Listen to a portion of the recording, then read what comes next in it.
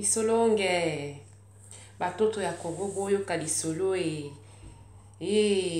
bonjour bonsoir ça dépend l'endroit où Zolandangai ngawa bino la championne en direct de la Suède. Bienvenue na Dikina TV koya koyebisa biso ba réalité ya vie et ya kobeta masolo o ezali expérience ya bato e kosunga biso to yebana ko tirer leçon pe kozwa o ezali intelligence sagesse afin to yeba ndenge nini to kotambola na mokili ya Nzambe. Vraiment merci na mutu nyonso asabonaki na Dikina TV Nzambalola pambola vraiment esalinga esengo mingi. Merci na bapel na bino, merci na encouragement, merci vraiment merci, je suis tellement touchée et na ba correction boyeba na ko apporter ngai. Merci vraiment énormément pour partager, aimer, s'abonner na Dikina TV. Vraiment ko sala bino et ko sala biso malamu mingi pour te ba ko partager oyo baselo ba lubi vardor ga oyo biso to bengi peut-être expérience parce que ndenge toza koloba pe tozo compter toujours koloba ezwaka ka moto ezwaka nzetete. Voilà pourquoi expérience et pe ya vie et pe sala biso mayele et pe sala biso sagesse ya koyeba comment se comporter dans l'avenir. Sans plus tarder naza komeka quand même pour ça la moi récapitulature il y a première, na deuxième partie, il y a histoire Nabiso, Dengue, ma sœur, la femme de quelqu'un, la maman de quelqu'un, na Canada, Alobaki qui non, la championne, mais quand même que Zonga Sima pour na bateau, balandi histoire, te bazora quand même été. Oui, il s'agit d'une femme qui s'appelle Marie. On va na Koufaki, histoire aussi depuis qui s'engani, à Koufaki donc qui a subi traitement moko inhumain si je peux dire. Donc elle a tout perdu.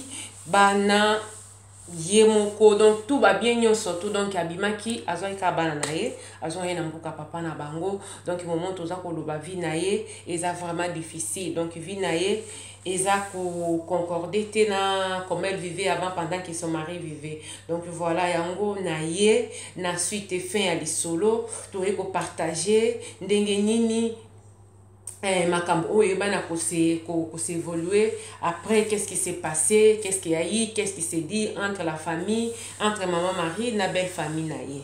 Donc c'est un peu ça na succès qui na deuxième épisode de quoi bengai maman Maria benga kingai to solo na vraiment il est temps de parler donc en long en large on a vraiment le temps de partager. Donc s'il s'agit de pleurer, il s'agissait de pleurer, on avait vraiment pleuré. Donc c'est un peu ça donc to sungana ki na ba maté na ba conseil et tout. Et puis oh ils qui choquant pour ngai chose étrange parce que je connais la personne na yeba qui vit na ndenge zalaki pendant de ko vivre na mobile na yeba qui vit na ndenge zalaki et la sœur m'a demandé. Donc, elle a fait une demande de $20.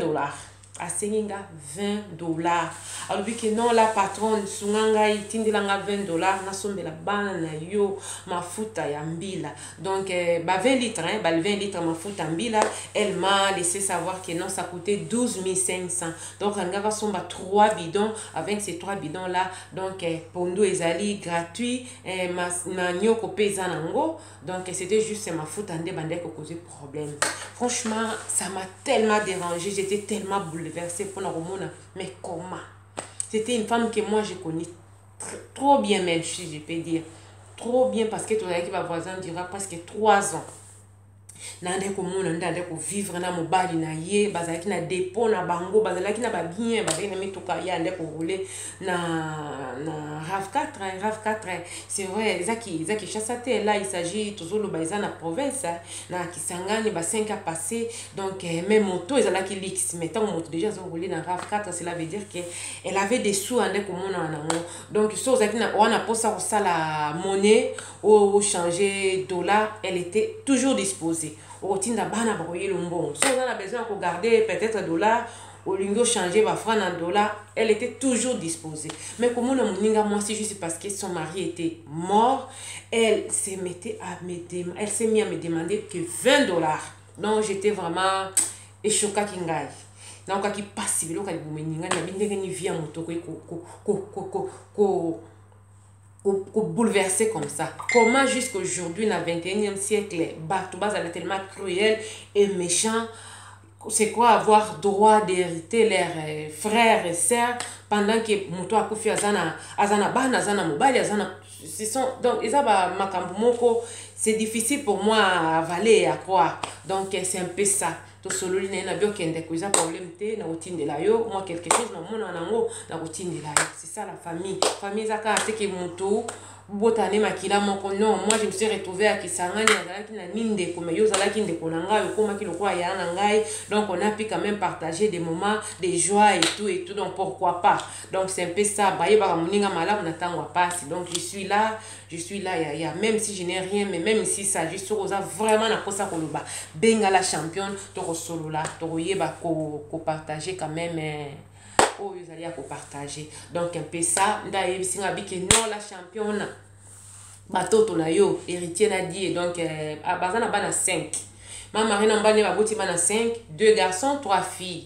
ya liboso héritier ya mibale die donc bango mibale die na héritier bano ya mibali ba traduit famille ya papa bango na justice yango bakomela ki ye mama lettre bakomela ki ye mama lettre na mboko esika zalaki tango lettre juif ala bima aya koyoka na makambo ezali donc ba héritier bakende ko kutana na camarade ya papa na bango ko ba non papa regarde comment on souffre depuis papa n'est plus tozo souffrir totiki nyonso tozo se retrouver na village na zo tanga te et tout de camarade ya papa banga kama parce que boyebi kana matanga suivi ezala te batu bayaka na bango na matanga baleli après mutu mutapanzani na ye donc il faut kaka bao bazana mite mama wana baye baki non esika to kenda ki to lela ki me bato to tika ki bazo se porter ndenge nini voilà un peu ça yango la patronne aza ko beta sete en tant que parent ça sert à rien tous à l'amitié mama be parce que otoza ko lona même yo bukite ba no ba obuka mais soko salima be même ata yo munyango te bana na yo ba ko sala ni ba ko futa rango donc pour dire que tango héritier na die bakokuta na camarade ya papa na bango ba expliquer nini oyo kana bango il était vraiment choqué par tout samaki na mami na motema komona bana ya mina ye pendant que ya mina ye azate juste kaka tamuke bana bazotanga te et puis il était vraiment au courant bon il a vu comment son ami se battait juste pour la bana na ye pour baza na chose na vie meilleure vie o ya tirali ko zoate donc c'est un peu ça apé simbongo bokende ko zo mama donc ba ke ko zo mama kuna mama bibi na mboka oh makam nini bana baza koloba est-ce que c'est vrai que yo za na mboka abi oui kaka donc ta mobali akufi to ba po ba 2 semaines ba fani makamba silisi ba yisaki ngaki non na continuer vie na ngai na za jeune et tout et puis bango mutu aza na moyen ya kosokipe na bana azate yango basali nini ba pesaki nga bana na ngai na kiena bango oui je retrouve maintenant au village avec mes enfants tozo bunda non sala bilanga po bana balia malheureusement nazana mbongo te pona tangisa bango nde camarade ya mobala lobi non c'est pas vrai nde la ka connaissance ya zanga mbongo zana batu nde mbongo batu nde connaissance bako fongolo ba porte moko là où tu pensais même pas que porte kokoy ko fongama nde camarade ya papa na bango donc camarade ya mobala ya mari ba biki non tokotika likambo boete moi je peux vous aider beaucoup mati na justice ba frère ma camion songa na osala nini na kofuta bakutani pe na avocat ba sololi et tout nde kakele kaka chose grave mobali ya mari avant kufa asololi na mwana ya liboso héritier mon fils nazo yoka force ezo kitengai aremetaye buku ya lopango ya mangobo aremetaye buku ya lopango ya makiso aremetaye pe buku ya comment ba terre o basalaka ba o ba cultivaka voilà aremetaye ba papier nyonso to wana na mwana liboso et pour souligner ne dit pas un mot à ta maman donc maman na bango il fallait pas ayeba nde siko héritier asali nini na bomba pe tango pe liwe yaka liwe ko sala nini eye mama zo sutuka kaka ye kutaka se oh ngana kanisa kande kaka ndaki kotaki nango loenge bakolo biloko bazwaki nyonso yo se retrouva na mikando depuis quand nde héritier zo sabi que non ezali komoko papa benga ngai ayibisinga ke no zo senti ba force na ezo kite nda remetaki ngai ba 3 papier oyo ya bazamba ya 2 parcelles nda remetaki ngai yango et puis papa a souligné que non au cas ya problème na l'action yango te yango nga na bomba yango jalousement ok et ça boizabo nde camarade ya papa na bango tuni bana bolingi nini babi papa biso to lingi to regagner quand même biloko ezali na droit na biso. On souffre. Même pour avoir de l'eau dans les robinets, il faut aller des kilomètres pour puiser de l'eau. Toza vraiment habitué na ngote, tozo souffrir, kolia passi. Là où il faut dormir, passi makambo nyonso. On ne peut pas supporter pendant que toyebi que non, papa na biso atika ki quand même quelque chose pour na biso. Biso nde tozali mieux placé ya kolia bomengo ya papa na biso. Pas ses sœurs ni pas ses frères ni ses sœurs. OK, d'accord. Maman Marie bino mo bekande biso ba mama tozalaka bana na ngai abi champion nazo pekisa bana championne ba botaka bana ba betaka mutema te na bima Marie ngai na koyebisa yo te parce que nga naza réaliste. OK, on prie Dieu mais Nzambe apesi mutu mayele, Nzambe apesi ba minganga mayele, apesi batu ba juste pe mayele akosambisa esika mabe ezali pour na kokata likambo. Totanga Bible tomoni histoire oyo mwasi ya baso ya ndumba oyo moko changeaki mwana na ye pendant que ya bandai kolala bakendaki kokata makambo. Sagesse ya juge esalaki nini ejoaki rôle tanga lobi ke non nakabola mwana na nde kolo mwana talobi oui kabola ye mais oyo azalaki kolo mwana pasa kobota lobi non pesa ye. Donc pour dire que Nzambe a salini a placé Batoana pour na kosunga na kaya problème. Moi je peux pas te dire. Nzambe nda batelaka. Mais ma chérie, je vais souligner. Yo zo landanga et so zo passer les mêmes problèmes. Ozala moi c'est la mobile, la connaissance na yo ezala ami na yo de long bien de près. Vous savez, ceux qui déjà moni ba agissement moko boy. Na partie ya belle famille ne t'entend pas. Qui va souhaiter banana au bonheur. Et ça n'a pas même plus long non comme notre frère est mort, cela veut dire yo pour lia bomengo ya banate. Donc le mieux à faire c'est faire quoi? Ya ko kima na makula Nzambe, ko senga protection ya Nzambe. Nzamba bate la banana yo parce que bolanda lopang, bolanda te. Si réellement nous zo ko lobaki non liwa ya mobali na yo, ezala liwa moko mystique ti ya koti na sema bele batika li ko mona te, maladi ni ande ko bela.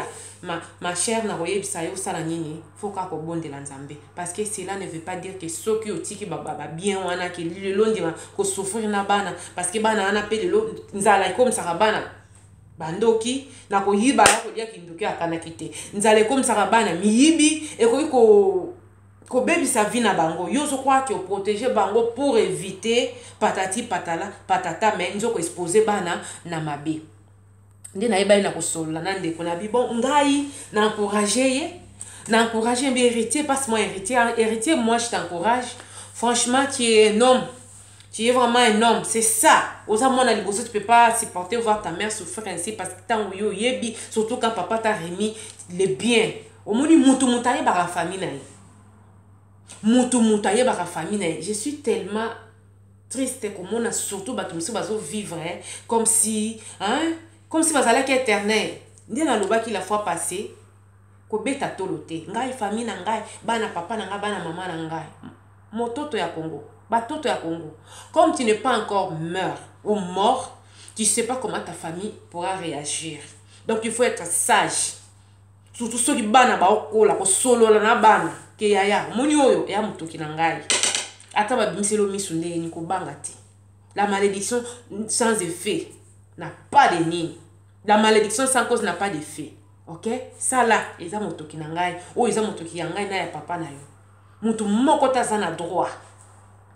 Ce qui binoté. Donc à tabaye si bino, OK, il faut parler avec les enfants. Moi je vous dis mes frères, moi je vous dis batoto ya Congo. Le monde ici est cruel. Mon kilo est à ma baie. Ceux qui n'ont pas comélioté ko beta toloté. Parce que hier même j'ai reçu des témoignages à bateau ici, ba koli, ba comme ba papa. Baza se rappeler ba circonstance. Oyo tant papa kufa ki bete mama kufa ki ndenge nini. Ba famille ya papa bien maman, ba iba na ko réagir. Donc pour dire que je vous dis les problèmes ko eza courant. Vraiment courant pour nous les Africains surtout. Biso ba africains za problème moko ezali courant yango tant qu'on na bon moyi il faut ko yeba ko solo la na bana ko solo la même s'agit avec ta famille que oh bon mon les amis toki nanga les loso na tie mutu na c'est bon mekate bon meka même pas bon mekate c'est ça parce que nous en tant qu'Africains on se croit comme na lobaki lobby ba commerçant ya lufu ba comment ebele na ba famille azo c'est la ndekona kufa pas comme commerçant. Ok, mandaka ndekona ya kenda maboko na makola comme koyana bakoli. Donc c'est quoi être quoi héritier valable ya ndekona.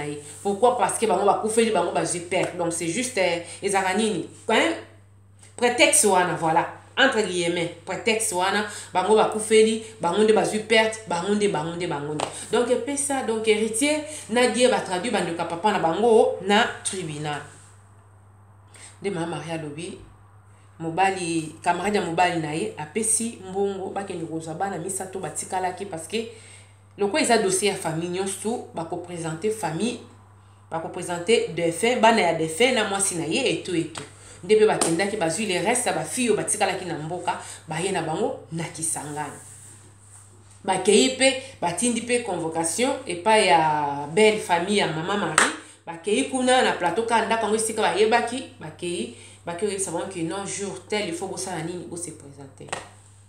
Abila championne butu mobimba na fadi na omika kopesa bana nga conseil ya botika papa na bino mutasala ki loko le loto azapa za na sama bele bana ba boyi abi moko ebi bana ya lelo ba banga kalisisi makambute bana lelo ba banga kalisisi makambute presque ba finyo so bazo soutenir banga na nga mama na ba na zo sa bango botika parce que nga na yebe tika na bali na chaki makona bala ki botika bana bali butu mobimba. Le lendemain jour il fallait ba kene ko se présenter na tribunal et komi ba kotani pe na ba ndeko ya papa na bango donc ba koti donc ni climat zala qui vraiment glacé si je peux dire ça qui vraiment glacé donc ba kotani wana ba lobby bango ndem to basala ki introduction que non eza baza ko accuser pour na famille ya papa na bango eza ko occuper ba bien na bango illégalement voilà de bango en tant que héritier ko réclamer droit na bango ba papier ezali ba mikanda et tout donc comme ba preuve. OK, à l'épée avocat côté à ba papa kulutu donc a super parole donc pour na c'est comme si nde mama ya lobi donc ozomona bazo meka ko expliquer vraiment que bango pende babotami na muto ya kufaki bango nde libota ya batoana ya papa ya héritier donc bango nde pe bazana droit ya kozabilo kwana en tant que ndiko na bango ba juge bayoki ba bandiko ba paragraphe mama ya lobi nduku yango ba paragraphe bazotanga article boy elobi boy article boy elobi boy abi mais eloko na soulignaki yango na komi ko panda ndo moninga ya ndeko na yo nazo fanda su kimia te na Kisangani yango nazo fanda su kimia te sika na zali eloko na souligner na constitution ya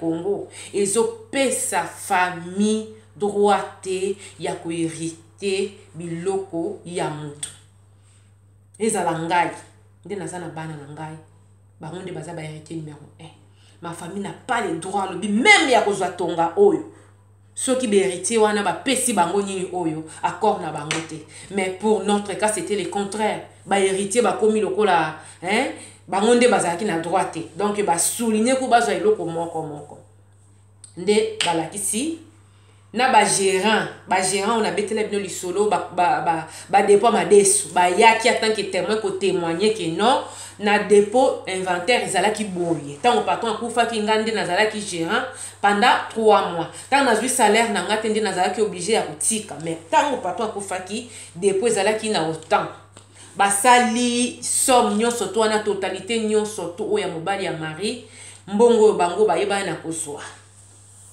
nde tango bango baye basali nini bakati makambo balobi OK d'accord na komona déjà ndenge ba bien ezalaki 2 parcelles zamba na dépôt bino si bozui dépôt na zamba pardon bozui dépôt na lopango oyo ya mangobo cela veut dire etikali kaka nini zamba na lopango ya makiso.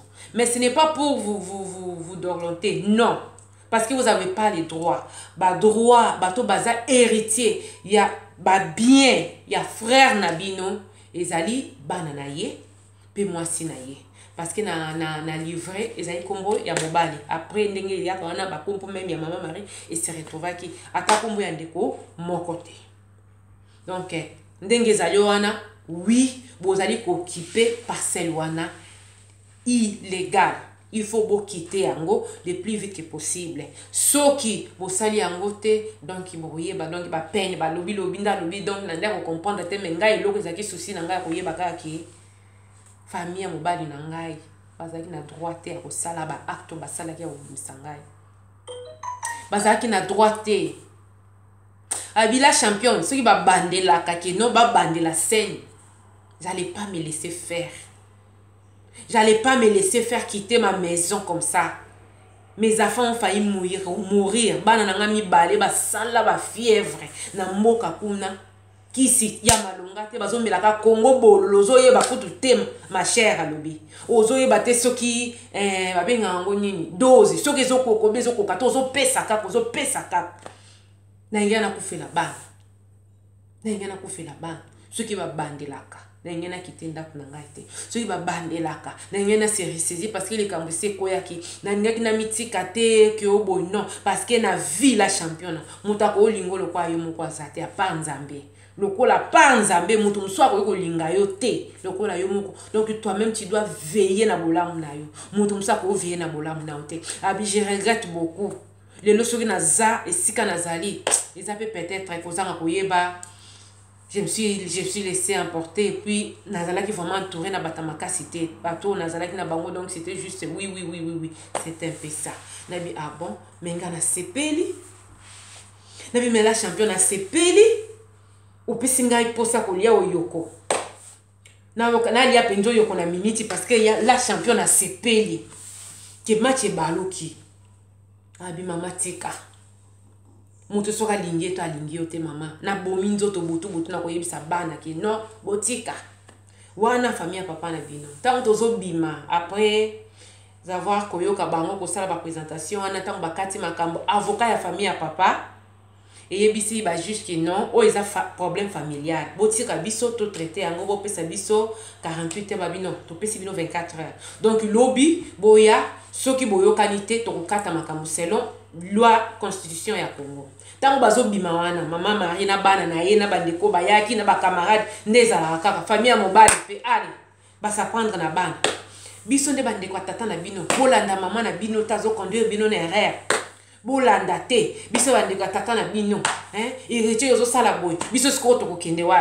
Nde héritier pa tuni tata mosina to baki mado. Biso ko biso to kendaki wa. Mado a déménager na ndako ya ndeko na ye na mobali na ye na bana donc ikune koma Sarajevo, Bagdad. Yaka kozwa makasi na koyeba okima bombe.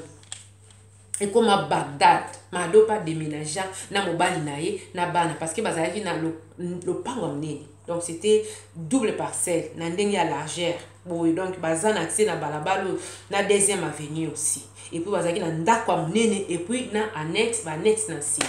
Donc comment qui pensa donc Bagdad olingo yo fandi ya ofele de bazo tuna bango ba bisko biso to kokende wapi héritier encore bana na biso ya Android ya lelo bana biso ya Bluetooth ezala ka na mno donc bazo tuna bandeka tata ba tuna biso to kokende wa biso to kende wa to zonga ki mboka so bone sera kokende te tanti boko ko zonga na bino mboka ezala ngo problème ti de sikoyo bandeko basemeki na ya basi te mayo lo ba biso te ate na loba binote na ndenge yo poza mwasi ata lelo boko ko nié ke ngana sali loko te na viande ko na bino mais pourquoi yo kasuzo tombola mobali na ote pourquoi peut-être que bobandi na zéro boko mapende biso to koma si c'est facile pourquoi vraiment ngana na problème na binote muto bato bafundi bino bana na bino ngai na yeka kotika bana na ngai abi la championne buto wana nyoso zo bakara majina na Yesu na matoto yangu majina na Yesu makila na Yesu na bana ngai prière esi na munoko ya kobanga na bi na bi te kobanga lo monte parce que ozo banga yango de komela kobanga lo moko te nzamba sana bomo kobanga iloko moko te nzambe azana bomo ba meki ko convaincre bana oh non il faut boya na ndako bana to koyate choix is clair et puis ndenge héritier a se présenter kina mikanda papa leki na bango atekaki mikanda atekaki lopango donc ezalaki bafalsifiaki mikanda mikanda wana ezalaki bafaux document, cela veut dire baza na procès mpe ya korécupérer lisusu lopango ya mangobo wana sikoyo ntango famille eyokaki parce que basaleli bango calcul 215 saki ya madeso etikalaki na dépôt pendant temps wana gérance eza wapi batoto ya Congo entre bango moko oyo bayebaki te biso toyebaki te bango moko bakomisi koko s'en charger na leki ya mobali ya mari oyo azwaki relève ya dépôt yokosi biso mbongo ebele boye dépôt esikalaki na biloko ebele oyo donc alobaki mpe vérité na bandeko na ye te amikomisaki na ye patron na ndenge na ye ali kaka bango na bango wana babandi kosala nini koswana babandi kosala nini kodiskite oyo botiaki na mabele wana ngai bokokoka ngai te ndo soko oza na droit ya kolia biloko ya yaya biso mpe toza na droit ya kolia biloko ya yaya okoki kolekela biso te bango na bango na liboso ya tribunal mama ya lobi la champion na soni ofandi otala olobi nzambe na ngai ya solo ya solo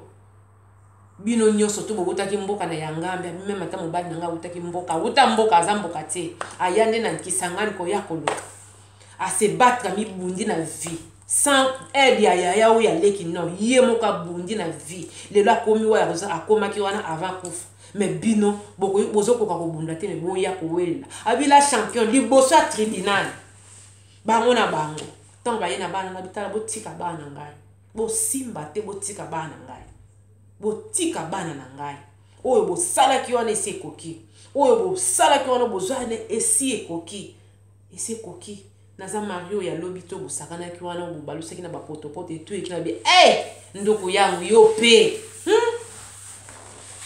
ata balobaka ke yo nde mobobebe abidi la champion tika wana ezalaki ozokansele biso bayebisi obwaka mibwaki bongo biso obali na kolamuka abinga mona kuba kofanda na miyoki mawa oleli mais eza babiloko eyaka to tirer les sons vraiment ma mari ba récupérer ndako na bango bapesi bango droit ya kofanda kozonga belle famille bapesi bango 45 jours ba libérer esika baza kookipe illégalement mama yabi lopango ya monene c'est vrai bato mosusu bana bisika kofanda te la champion mais natali baamite ya mabe baza bato te nakofanda na bango ensemble na bana na ngai non nakopermettre yango te mpo ekozala le soki bolie bamoni bolati bamoni abi nakopermettre yango soki bazalaki motema malamu tokokai kofanda lopango ya monene yo moko yo nabi si nazoyeba mais motema mabe eleki telema moyen na permettre ke tofanda na bango esika moko eza te yango ifo bakite mpenza batika ngai na bana na ngai tofanda vraiment nde natuni mama nalobi sikoyo na makambo nyonso eloko nini otire comme leçon abi ndoko yango abi natire comme leçon okozala malamu motema malamu mais faut avoir du caractère famille no bayebaki te mari azalaka boye famille no bayebaki te ye azalaka boye mais quand on n'a pas de caractère donc tu risques de souffrir toi-même na ndako na yo na biloko na yo moko souffrir. C'était le cas de mon mari na ndako na ye moko azokoka lisusu te pourquoi parce que bakoma koimposer yo so mona bana bauti mboka oyo akoimposer ndeko na yo moninga na mwana atangisa bana na même école privée yo so mona nga nateka bamadeso le mosusu yo yebi te nateka bamadeso nakoki kose retrouver na bamapota nange ebele mais ya auti mboka le mosazaka na 4 pièces elle peut pas se comparer avec moi abunda akoma na niveau biso to komi bente baleka donc c'est un peu ça lobi vraiment ko za mutema madame il faut ça na caractère et ko yeba koloba non donc c'est un peu ça batoto ya Congo abonnez-vous massivement et partagez vraiment merci na ndenge bozita na bino ya kolanda na ndenge vraiment bozita na bino ya kolanda encore une fois de plus motema mambe efutaka te mama ya lobi la championnat ba frère nyo surtout oyo aller retour ngana bana kokende kozonga mobali camarade ya mobali na ngai nda futi yango pourquoi parce que ba bien oyo mobali na ngai sala ye ngana oyo toyebi te mais atelemi mpona kosunga bana ya moninga na ye. Yango na vie, ça sert à rien tout ça la mabe. Na vie, ça sert à rien tout ça la mabe. Parce que, oyo kolona yangwana no roboka. Oyo kolona yangwana no roboka. Asekisa ngabi, ndugu yangu tika. Erite tanga otaki kuna na plateau kuna bi mama. Oyebi basemeki no batuti bande kotuta matuma na karo. Batuti lituma na karo, donc ba karo ezui ba fisi ou ba kassir. Donc na pondu na lituma, ya mikolo no so tout. Na bi bon, et ça problème te mère et toi berkai. To ba lingo so berkai te, ba luka itika ba okende. Donc yango wana suite ya lisolo na biso, suite et fin yango wana eloko nyonso ezaka ni bandeli pe na suka nango. Mais mototo ya Congo yo zolanda ngai, ça demande tant côté un problème, ça demande des nerfs, il faut avoir des nerfs solides. Il faut avoir des nerfs solides, il faut pas craquer. Et quand on que quoi yo télémobile oui et comme la camonte mener comme là qu'est-ce que je vais faire? Mener comme lingai qu'est-ce que je vais faire? Nazana histoire moko na tunaka docteur moko na hématologue, je sais pas comment on appelle ça en français.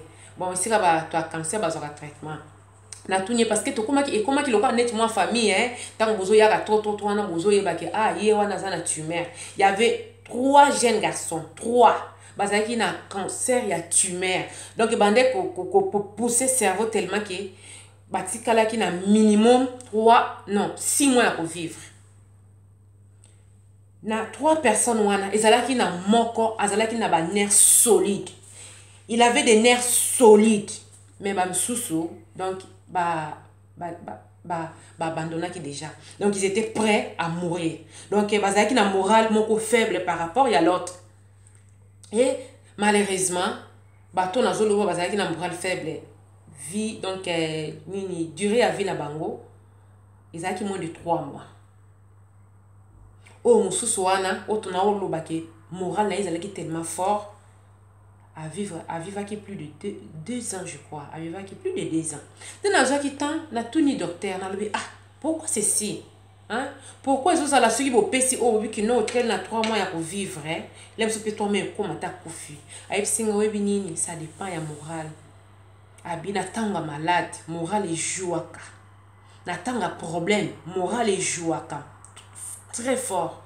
Ce qu'on a la morale les a fort même anticorps aussi et qu'on a la fort même nous soyons qu'on a la solide mais quand tu as battu au dedans de toi même ton anticorps donc au monde et l'autre qu'on a moi tant quoi moukier donc ça la ça part trop vite yango na vie ba toto ya Congo ils ont akamoto il faut avoir morale libende donc il est tout type comme là moi sur la Bible moi na kufi na ndako me bakuta batoni alors tout va bien. Tout va bien. Il faut avoir des morales solides. N'attends un problème. Il ne faut pas se laisser faire. Il ne faut vraiment pas se laisser faire. S'il s'agit même de te retirer pour encore qu'on récupérer ce retire-toi. Il ne faut pas se laisser faire. Parce que la vie est faite de surprises. Il vient à quoi mon pépé. Et qu'on souffle à gauche, à droite. Au yebilem sous bon, aux s'attendre et souffler côté. Donc c'est ça la vie. La vie c'est comme ça. La vie est faite de surprises. Donc il y a un moral. Je sais moral pour nous affronter. Bablo ma casse. Ma kamba pas sur tout na vie. Vraiment abonnez-vous massivement. Abonnez-vous massivement à Dikina TV. Na komo kenanga na suka mbote. Na ba oyangai. Na ba abonné. Bino nyonso vous s'abonner vraiment ba gros bisous. Na tindeli bino ba bisous ba sakombi. Na tindeli bino ba oyoko. Na tindeli bino ba mada sami. Na tindeli bino ba jesse ya d'autres routes. Na tindeli bino vraiment ba gros bisous. Je vous aime tellement. Vraiment. Ba encouragement na bino zo salanga malamu. Vraiment, restez branchés, abonnez-vous et puis vous cliquez na cloche ou la sonnette parce qu'à chaque fois on a une nouvelle vidéo na chaîne Dikina TV au cause à l'été pour ne pas y akotala. Ils aura qu'à monter. Ils aura qu'à monter sur la nyamate ya tombola moto. Nzamba na bomoyi. Vraiment, otika la malamu à la prochaine occasion. Allez, au revoir. Bye bye.